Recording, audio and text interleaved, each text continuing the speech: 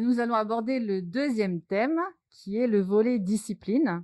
Et je vais commencer par Annick, en te posant la question, comment tu as découvert ta discipline du hip-hop et qu'est-ce qui t'a plu dans celle-ci? Alors, le hip-hop, moi, je l'ai connu dans ma famille, par la musique, en fait. Parce que moi, j'ai grandi, ma petite enfance, je l'ai faite en Centrafrique, hein, République centrafricaine. Et je suis arrivée en France à l'âge de 8 ans et demi, 9 ans.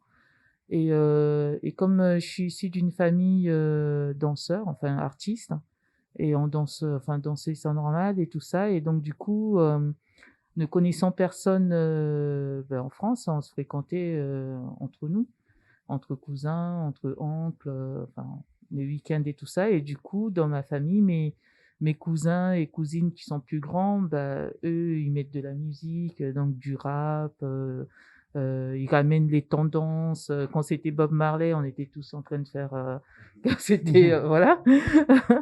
Et du coup, je l'ai découvert dans ma famille par rapport à mes cousins, cousines, et après à l'extérieur, à l'école. Parce que c'était tendance avec l'émission de Sydney, HIP, HOP. Et on s'amusait avec les gants à l'école, des trucs comme ça. Mais c'est vrai que voilà. Mais c'est vraiment par rapport à la cellule familiale Et est-ce que c'est le fait que ce soit en famille qui fait que ça t'a plu ou est-ce qu'il y a quelque chose qui a vraiment accroché? En fait, moi, c'est la musique noire américaine. On Mhm. m'a pas demandé mon avis, je suis arrivée. Et ça, je l'ai personnellement, je l'ai assez mal vécu. Et du coup, ce qui me réconfortait par rapport à ça, c'était quand j'écoutais tous les musiques afro-américaines. Parce qu'il y a, même si je comprenais pas l'anglais, la façon de chanter, l'intonation et l'émotion que, par exemple, les artistes comme Nina Simone, euh, ou, euh, comment ça s'appelle, les rappeurs, ou les rappeuses, ou les chanteuses, Whitney Houston, des gens comme ça, la façon de chanter, il y a, il y a, il y a, il y a, il y a quelque chose à l'intérieur qui me touchait, Hmm. en fait. Ça venait te chercher à Ça l'intérieur. me touchait parce Ouais. que j'ai l'impression de vivre la même chose. Hmm. Enfin, ça me, c'était un lien par rapport à ça, même le jazz, parce que moi, quand je suis arrivée, c'était au niveau de la danse aussi, c'était le jazz qui arrivait en France aussi. C'est la musique qui te parlait en fait et Voilà, qui c'est a la vraiment musique. fait que ça a Moi, ça a accroché, toujours quoi. été la musique. D'accord. C'est pas spécialement le mouvement. Et comme j'adorais danser, du coup, j'ai commencé par prendre des cours de danse académique, en fait. Moi, quand je suis arrivée en France, les premiers cours de danse que j'ai commencé à prendre, c'était à l'âge de 10 ans, à la MJC, Mhm. et c'était les cours de danse contemporaine. D'accord. Et du coup, je sais que c'était Phil Collins, elle aimait beaucoup Phil Collins, plus des nappes, des instruments comme Art of Noise, Hmm. c'était très, et en fait, le hip-hop, c'est la danse, la technique hip-hop, c'est fait au fur et à mesure avec ma génération. C'est-à-dire, parce que le hip-hop, HIP, c'était tout ce qui était b-boying, tout ce qui était sol, et Smurf, on appelait ça le Mhm. Smurf et tout ça. Et moi, quand je suis rentrée dans la technique hip-hop, je suis rentrée par la hype. En fait, la hype, c'est la danse qui est venue un peu bousculer les fondations, donc le b-boying et tout ça. La hype, c'est la top dance, hein, la danse debout. Et c'était des gens de ma génération, donc 80, fin 80, début 90, hein, donc 14 ans, 15 ans, des choses comme ça. Mhm. Ben on a commencé à faire de la hype. Et en France, on appelle ça la hype, mais en fait, c'est hip-hop, la danse hip-hop. Et D'accord. actuellement, on appelle ça hip-hop new style, New York style. Et ça, c'est et l'ancêtre de tout ça, c'est de la old school, c'est la hype. Mais on appelle ça la New Jack Swing. La musique de ça, c'est la New Jack Swing. En fait, la New Jack Swing est arrivée en France via les boîtes de nuit. Là, par contre, À la télé, le hip-hop pour le grand public, voilà. Pour le grand public, le hip-hop était connu via HIP, HOP. Mais pour la culture, et même la culture black, parce que c'était beaucoup de noirs qui écoutaient la New Swing. Hein. Moi, j'écoutais pas spécialement Claude François ou des choses comme ça, sauf si j'allume la télé, vu que je vis en France, hein, ben, automatiquement, je baigne aussi dans la culture française et ses artistes, mais via la télé. Mais en dehors de la télé, les musiques qu'on écoutait, c'était plus afro-américain ou afro-latino. Voilà. Donc c'est vraiment la musique qui a fait que je suis allée dans la danse hip-hop. Il n'y a pas de hip-hop, mais qu'est-ce qui t'a amené dans la danse? Tu peux nous donner un petit peu de ton histoire? Je vais essayer d'être le plus court possible, mais ça risque d'être oui, on va faire un petit peu long. Mais concrètement, j'ai toujours été un petit peu dans la musique. Pas moi directement, mais mon père faisait de la musique à la maison, de la guitare, des percussions. Donc du coup, j'ai par la force des choses grandi avec un certain groove, même si on dansait pas forcément à la maison, mais ne serait-ce que développer sa richesse et son oreille musicale sur certaines intonations ou certains rythmes ou certaines choses comme ça. Et de l'autre côté, donc ça c'était côté de mon père, du côté de ma mère, c'était très sportif, physique, donc qui m'a entraîné à faire beaucoup de sport.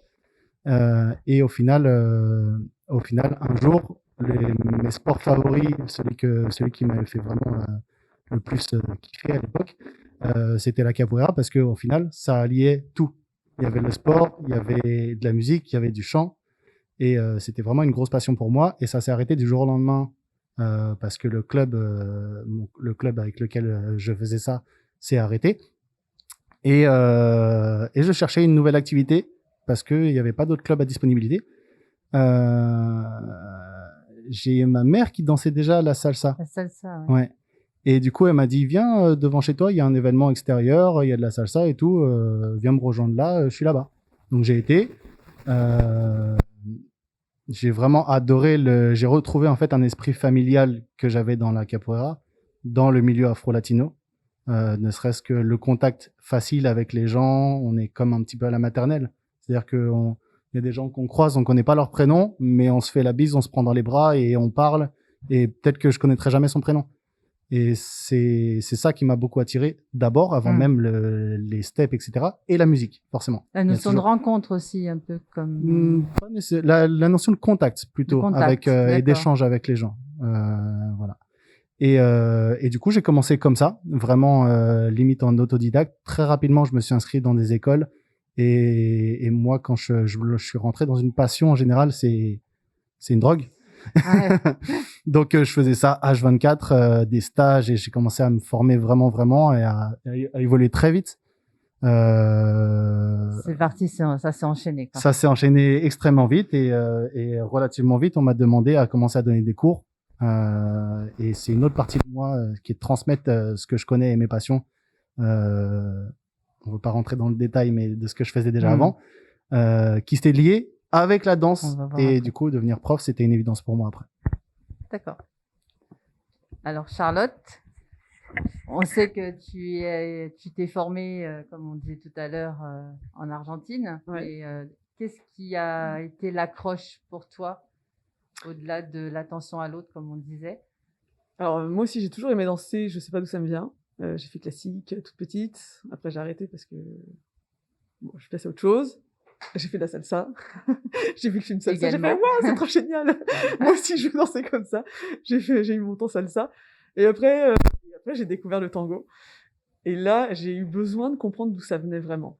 C'est la première fois que ça me fait ça. J'ai vraiment besoin de comprendre d'où venait une danse comme ça, du fait de l'échange. C'est pour ça que je suis partie. Ok. Yaps. Moi... En fait, moi, ma discipline afro, moi de base, je suis danseur hip-hop. D'accord. Je suis danseur hip-hop. Et moi, l'afro, en fait, c'est famille. Annick, c'est famille. Les mariages, moi, je danse depuis moi, c'est par rapport à un ami à moi, justement, lui, on lui a proposé de donner des cours, mais il sait pas, il n'a pas de pédagogie, il n'a pas de, donc il m'a proposé à moi. Moi, comme je donnais déjà le cours de hip-hop à 17 ans, mais je me suis dit pourquoi pas, en fait, pour essayer. En même temps, c'est un truc que je danse tout le temps et c'est comme ça que je me suis mis dedans. Naturel. Et voilà, et c'est là Ouais. que maintenant je fais les deux, en fait. Très Voilà. Merci. Alors, Yami, quelle est ta particularité en tant qu'enseignant, enfin toi et ta partenaire notamment, quelle est votre particularité en tant qu'enseignant dans votre discipline? Donc, sachant que vous en avez plusieurs. Ouais. Donc, Je vais essayer de trouver quelque chose de régulier dans toutes les disciplines qu'on pratique et qu'on enseigne. Ma particularité, déjà la première c'est la question. Je comprends pas trop. Non. La particularité par rapport à ça, je dirais notre capacité à nous adapter à notre public euh, et à les faire se dépasser en termes de niveau très rapidement. C'est-à-dire essayer de leur donner plus confiance en eux pour leur débloquer des problèmes plus psychologiques, pour leur amener du fun, pour qu'ils arrivent à sortir des mouvements qu'ils pensaient improbables juste avant de commencer le cours. Et c'est vrai qu'on a souvent cette réflexion-là de dire qu'on a une facilité de transmettre certains mouvements ou certaines techniques qui peuvent être complexes et on arrive à les rendre accessibles et assez simples, on va dire, les dédramatiser psychologiquement pour qu'ensuite ça passe. Et voilà. Et c'est aussi c'est ce qui fait un petit peu notre renommée en termes de pédagogie. une personne qui aurait des appréhensions, par exemple en début de cours, rapidement vous leur donnez l'accessibilité à la technique. C'est ça, ouais. Ouais. On essaye d'amener beaucoup de d'apprentissage qui fait que parfois ils oublient de réfléchir et ça passe. Voilà. Avec bien sûr les éléments techniques nécessaires pour comprendre les mouvements, mais un espèce de perfect balance, c'est aussi pour ça qu'on nous appelle le perfect match, entre la technique et le fun pour qu'on apprenne d'une manière idéale. Et c'est ce qui fait notre renommée aussi aujourd'hui, en tout cas au niveau pédagogique. D'accord. Donc perfect match, ça vient de là aussi. Ça vient de là et du fait, c'est que on a trouvé une certaine balance entre elle, sa notoriété parce qu'elle était déjà connue avant qu'on fasse notre partenariat et moi aussi de mon côté dans des styles différents et en fait on a fusionné et on a trouvé un équilibre nous dans la danse, dans nos démos, dans nos chorégraphies, dans notre pédagogie, et dans tout en fait. Et on a surpris beaucoup de personnes qui étaient entre guillemets sceptiques en disant on voit pas Yami danser avec Martha parce que c'est vraiment deux styles différents et deux énergies un petit peu différentes, deux univers différents. Et notre force ça a été de trouver une balance et une capacité de s'adapter parce que j'adore tous les styles en fait que je pratique et dans tous les styles internes à chaque style et du coup j'ai été capable de danser le style que elle faisait même si c'était pas ma préférence et elle de faire ce que moi je faisais ce qui était pas forcément sa préférence et ensuite on a trouvé une balance entre les deux qui a développé qui a créé aussi un nouveau style qu'on appelle Fusion Keys aujourd'hui. Voilà. Fusion Keys. Ouais. Ah, d'accord. Super. Donc, on va donner la parole à Annick, qui va nous dire rapidement. Alors, ma particularité, moi j'enseigne plusieurs disciplines. Dans les danses, dans les techniques hip-hop, j'enseigne popping, locking, hip-hop. Et sinon, j'enseigne le modern jazz et des cours de barre au sol aussi. Et ma particularité, c'est surtout de faire danser, d'emmener le corps, la matière, la personne à ressentir son plaisir, son envie de bouger, de vivre le mouvement, de vivre le moment, et à partir de là, de ramener la technique, de simplifier la technique. le fait que la technique est simplifiée par rapport à la musique, bah, du coup, la personne va faire simplement les choses. Et au fur et à mesure, dans cette simplicité, il y a une complexité qui va commencer à arriver pour que la personne puisse progresser si la personne veut progresser. Mais dans un premier temps, c'est déjà juste de donner le plaisir et le ressenti de danser. Parce que danser et apprendre une technique, c'est différent. On peut danser et ne pas avoir de la technique. Mais c'est la danse qui fait que la technique rentre à l'intérieur. D'abord, tu connectes au plaisir. Voilà. Et ensuite, tu À la intègres danse, la technique. à la musicalité, D'accord. à l'espace, à soi, à son corps et tout Mhm. ça, juste au ressenti du bien-être et tout ça. Et au fur et à mesure, petit à petit, on rentre dans la technique. Ça prend place au fur et voilà. à mesure. D'accord. Et on Ok. grandit dans la technique. Voilà. On va passer le micro à Yaps.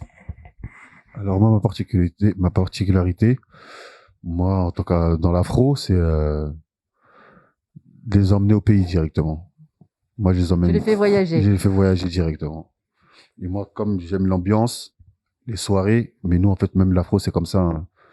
Il n'y a pas forcément pas précis ou moi, j'aime bien les ramener vraiment dans les mariages comme j'étais petit. C'est la musique. Comme elle a dit avant, la technique, c'est vraiment on s'amuse, on kiffe.